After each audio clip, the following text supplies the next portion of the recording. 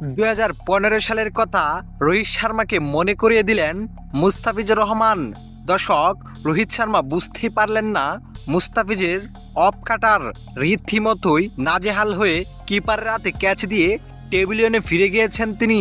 মুস্তাফিজের অবিশ্বাস্য বোলিংয়ে বলাই যেতে পারে মুম্বাইয়ের অবস্থা রীতিমতোই বেহাল দশা। দর্শক, আজ বাছা মরার লড়াইয়ের ম্যাচে মুম্বাইয়ের বিপক্ষে মাঠে নেমেছে মুস্তাফিজুর রহমানের। দিল্লি যেভাবে হোক জিততে হবে মুস্তাফিজের দলের, আর জিততে পারলেই প্লে অফে যাওয়ার সম্ভাবনা রয়েছে। এদিকে মুস্তাফিজও অবিশ্বাস্য বল করে রীতিমতোই অফ কাটার দিয়ে রোহিত শর্মাকে আউট করে টেবিলিয়নে ফিরিয়ে দিয়েছেন তিনি। এদিকে মুস্তাফিজের অবিশ্বাস্য বোলিংয়ে দুর্দান্ত কামব্যাক করতে পেরেছে। পর্যন্ত দিল্লির দুর্দান্ত বোলিংয়ে বড় কোনো স্কোর করতে পারে নাই মুম্বাই ইন্ডিয়ান্স।